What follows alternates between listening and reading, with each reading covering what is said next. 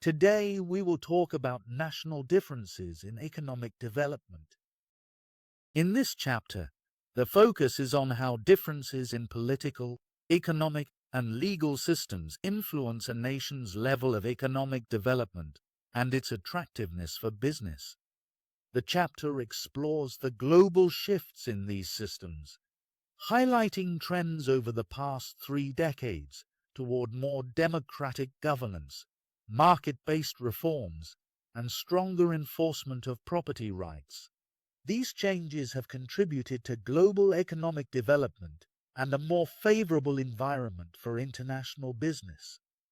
The final section ties everything together by examining how variations in these systems impact the benefits, costs, and risks of doing business in different countries.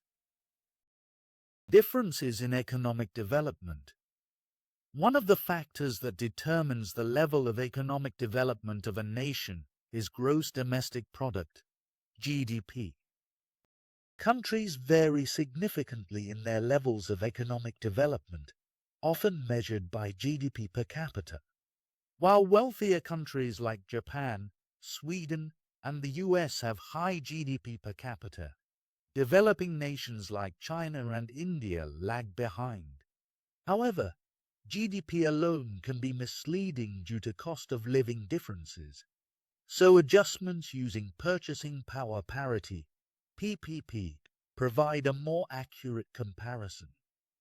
For example, in 2020, China's GDP per capita was $10,500, but its PPP adjusted figure was $17,312.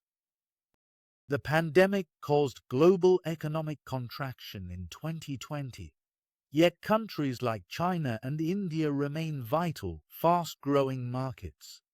Despite India's lower average living standards, its substantial middle class makes it an attractive market. Additionally, shadow economies, unrecorded cash transactions, can distort official GDP data, with estimates suggesting that in countries like India, the shadow economy could be as large as 50% of official GDP. Long-term growth rates are key to understanding whether developing nations are catching up to advanced economies. Both China and India are growing rapidly and are expected to become major economic powers, with China potentially surpassing the US as the largest economy within a decade. However, their continued growth depends on economic policies and recovery from the pandemic's effects. Amartya Sen, a Nobel Prize-winning economist, argues that development should be assessed not by material measures like GDP per capita, but by the capabilities and opportunities people enjoy. For Sen, development is about expanding real freedoms, which requires eliminating obstacles like poverty, tyranny, poor economic opportunities, social deprivation, neglect of public services, and oppressive regimes. Sen also emphasizes the importance of basic health care and education, especially for children and women, as both tools for economic growth and valuable in their own right.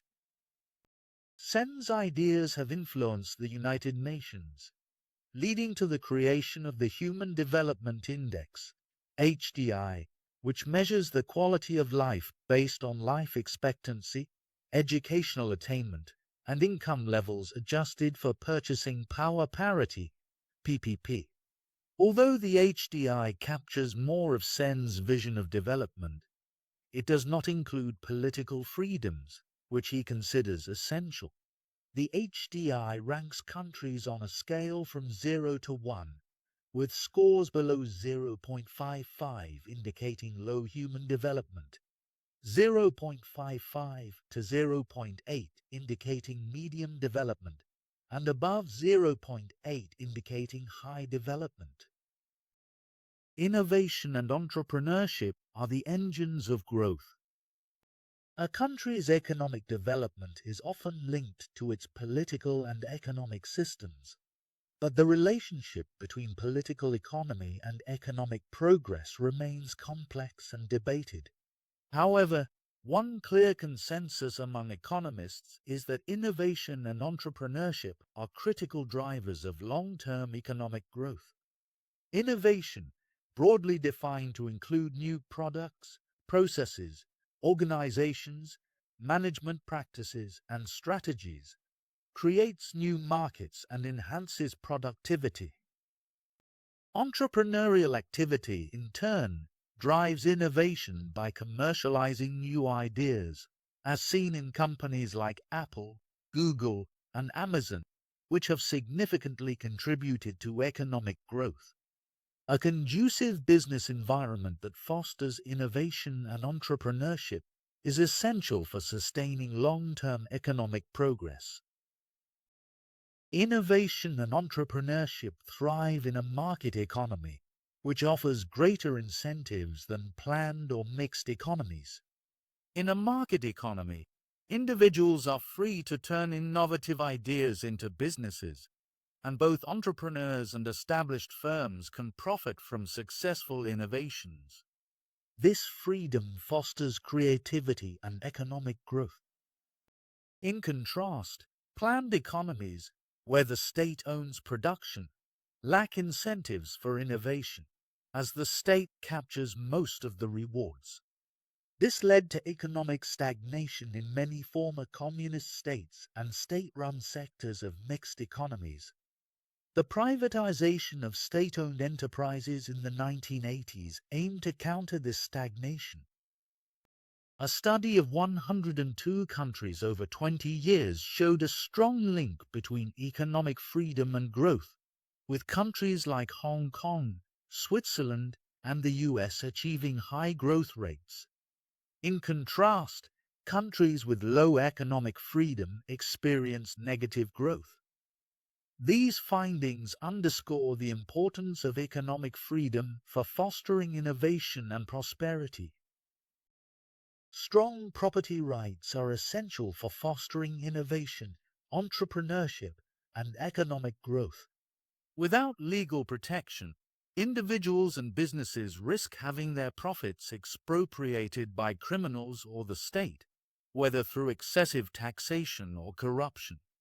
Nobel laureate Douglas North emphasized that weak property rights reduce incentives for innovation, hindering economic growth.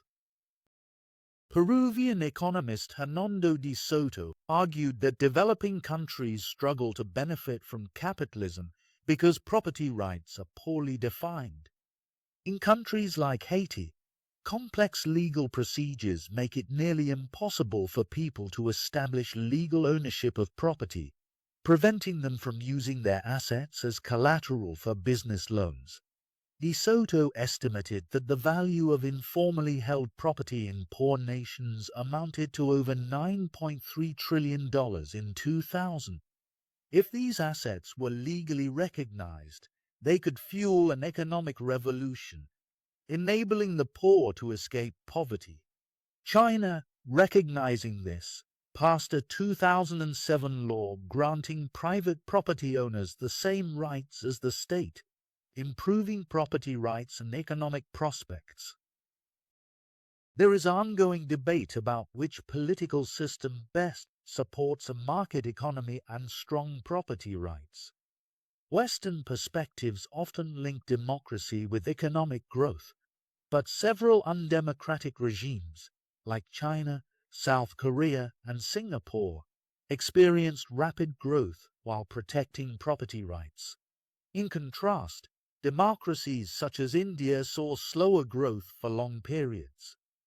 Singapore's former leader, Lee Kuan Yew, argued that discipline, rather than democracy, drives development.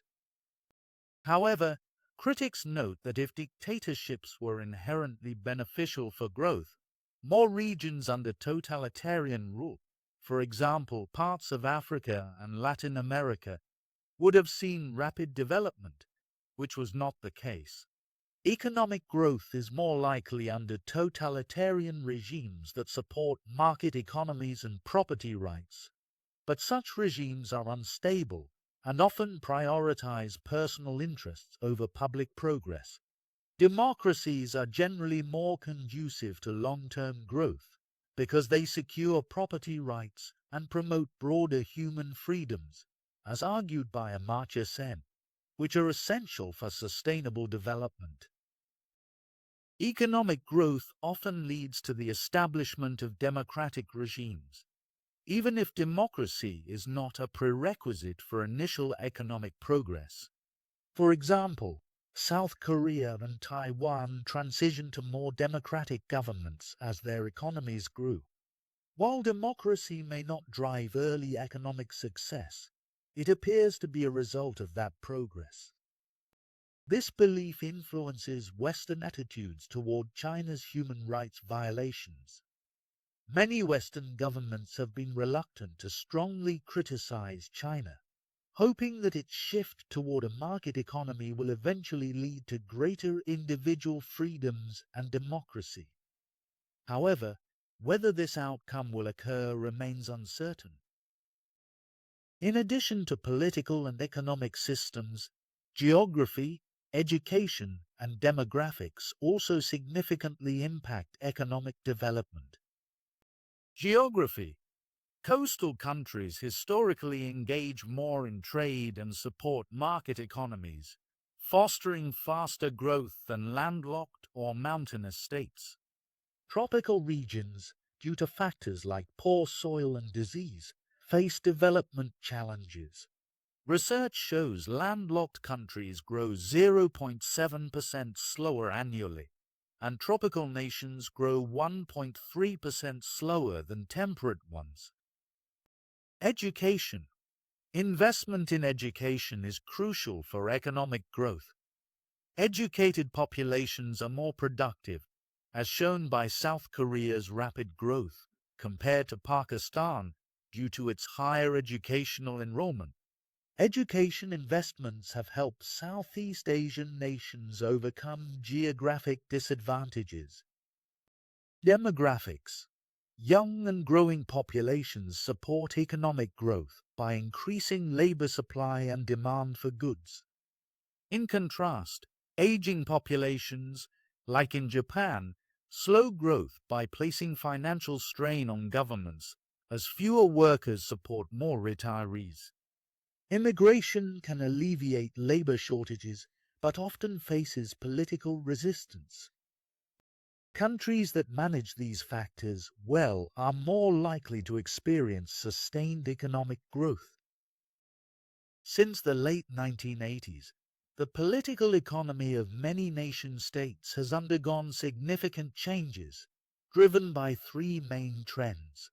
First, a wave of democratic revolutions in the late 1980s and early 1990s led to the fall of totalitarian regimes, which were replaced by democratically elected governments favoring free market capitalism.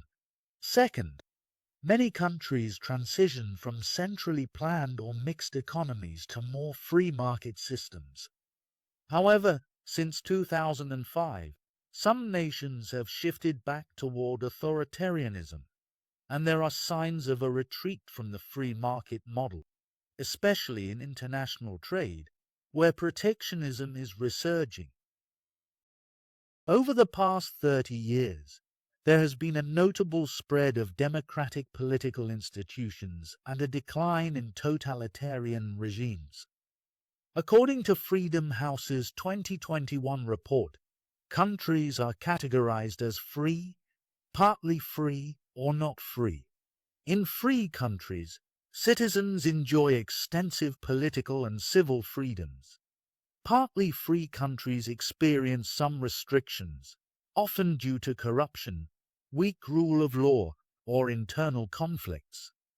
Not free countries have tightly controlled political processes with basic freedoms denied. In 2021, 42% of nations were classified as free, 30% as partly free, and 28% as not free. Many new democracies emerged in Eastern Europe, Latin America, and parts of Africa, including countries like Mexico, Senegal, and Nigeria, where significant democratic progress has been made through peaceful elections and transfers of power. The spread of democracy can be attributed to three main reasons. First, many totalitarian regimes fail to deliver economic progress, leading people to seek alternatives. The collapse of communism in Eastern Europe, for example, highlighted the gap between the prosperous democratic West and the stagnant economies of the communist East. Countries like Poland, the Czech Republic, and others have shown that democracy can drive economic success. Second, new information and communication technologies, especially the internet and social media, have made it harder for governments to control information. These platforms have spread democratic ideals and facilitated mass movements, such as the 2011 Egyptian Revolution, which was organized using Facebook and Twitter. Third, economic progress has led to the rise of a prosperous middle and working class in many countries, which has pushed for democratic reforms. In South Korea, for instance, business leaders and entrepreneurs sought democracy to protect property rights and ensure fairness in the legal system. Since the late 1980s, there has been a global expansion of democratic institutions, yet a troubling trend towards authoritarianism has emerged post-2005. Initially, between 1988 and 2005, the percentage of not-free countries dropped from 37% to 23%, while free countries rose from 36% to 46%. However, from 2005 to 2021, the number of not-free countries increased to 28%, with free countries declining to 42%. Notably, 26 nations have regressed towards authoritarianism since 2005, characterized by compromised elections, restricted civil liberties, press suppression, and curbed opposition parties. Examples like Turkey, where President Erdogan consolidated power post-2016 coup, and countries like Russia, Ukraine, Indonesia, Ecuador, and Venezuela experiencing authoritarian shifts, underscore this concerning global trajectory. Even the US, under the Trump administration, reportedly scaled back from its historical role in advancing democracy and human rights, prompting international concerns highlighted by Freedom House. Since the 1980s, more than 30 countries, including former Soviet Union states, Eastern European nations, and countries in Asia and Africa, have transitioned from centrally planned economies to market-based systems. This shift, driven by the underperformance of command economies, involves privatization and deregulation to foster competition. Market-based economies like the US, Switzerland, Hong Kong, and Taiwan have been used as models. According to the Heritage Foundation's Economic Freedom Index, nations like Singapore, New Zealand, and Switzerland rank as the freest economies. However, economic freedom doesn't always align with political freedom, as seen in Singapore, which boasts high economic freedom but limited political liberties according to Freedom House. Okay, now the nature of economic transformation. Transition economies are progressively moving towards market-based systems. This shift typically involves several key steps, including deregulation, privatization, and the establishment of a legal framework to protect property rights. We will discuss these key steps. Deregulation involves lifting legal restrictions on markets, private enterprises, and how businesses operate. In command economies before communism's collapse, governments tightly controlled prices, output, and prohibited most private enterprises, limiting foreign investment and trade. Deregulation in these cases involved removing price controls, allowing market forces to set prices, legalizing private businesses, and easing restrictions on foreign investment and trade. In mixed economies, where state control was less extensive, deregulation followed similar patterns, but was often easier due to an existing private sector. India is an example of a country that has significantly deregulated its economy in the past 2 decades. Privatization involves transferring state-owned assets to private individuals, often through auctions, with the goal of boosting economic efficiency by incentivizing private owners to increase productivity, enter new markets, and leave failing ones. This movement began in the 1980s under British Prime Minister Margaret Thatcher, who privatized companies like British Telecom, accompanied by deregulation to prevent private monopolies. Since then, privatization has spread globally, with notable examples in the former Soviet Union and Eastern Europe. For instance, in the Czech Republic, 3/4 of state enterprises were privatized between 1989 and 1996. Privatization continues today. Brazil, in 2017, announced the privatization of key infrastructure, while Saudi Arabia plans to privatize Saudi Aramco. However, privatization has slowed in China, where state-owned enterprises still dominate critical sectors, accounting for 40% of GDP.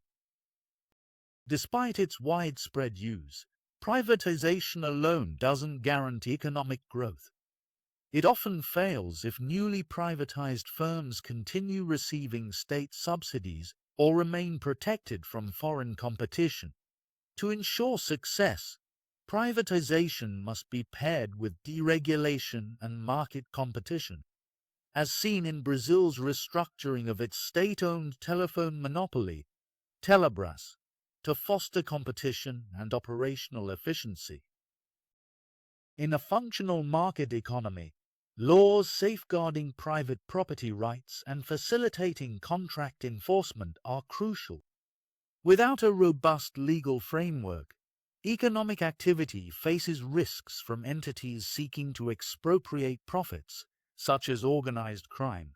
Following the collapse of communism in Eastern Europe, the absence of property rights protection posed challenges, as all property had been state-owned. While progress has been made in establishing necessary legal systems, challenges persist, including uncertain property titles and weak contract enforcement mechanisms. Despite improvements in commercial codes, issues like court capacity and alternative dispute resolution procedures remain. Efforts are underway to enhance legal systems, as seen in China's constitutional amendment in 2004, affirming the inviolability of private property, and the enactment of a property rights law in 2007, granting property holders similar protections to the state. While progress has been made in establishing necessary legal systems, challenges persist, including uncertain property titles and weak contract enforcement mechanisms. Despite improvements in commercial codes, issues like court capacity and alternative dispute resolution procedures remain. Efforts are underway to enhance legal systems, as seen in China's constitutional amendment in 2004 affirming the inviolability of private property and the enactment of a property rights law in 2007, granting property holders similar protections to the state. The global transformation of political and economic systems post-Cold War has reshaped the landscape for international business, with Western ideology prevailing and many markets opening up since the late 1980s. While the world has become more democratic and market-oriented, risks persist. including potential authoritarian resurgence and inter-civilizational conflicts hindering economic progress. Despite the vast opportunities presented by markets like China and India, substantial risks exist, such as China's opaque financial system and the possibility of a future financial crisis. Businesses must cautiously navigate these risks when considering investments in these evolving global markets to capitalize on the economic potential while mitigating potential pitfalls. The political, economic, and legal environments of a country significantly impact its attractiveness as a market or investment site for international business.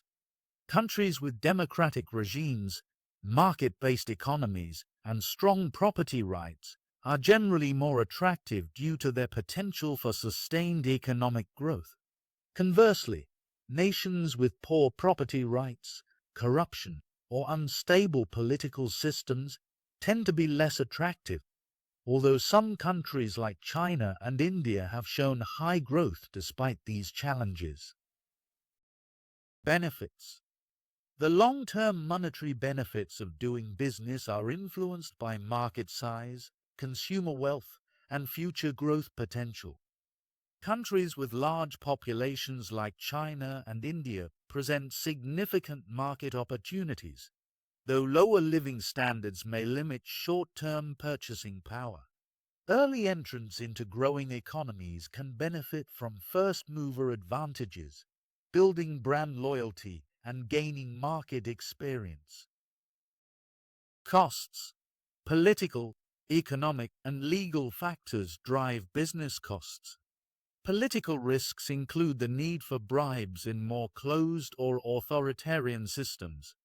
Economic risks arise from a country's infrastructure. Less developed economies may require international firms to create their own, raising costs. Legal factors like strict regulations and lack of intellectual property protection can also increase costs and risks. Risks. Political risks include social unrest, regime changes, and unstable government policies, which can lead to asset seizures or the collapse of local economies. Economic mismanagement, such as high inflation or government debt, can also pose risks.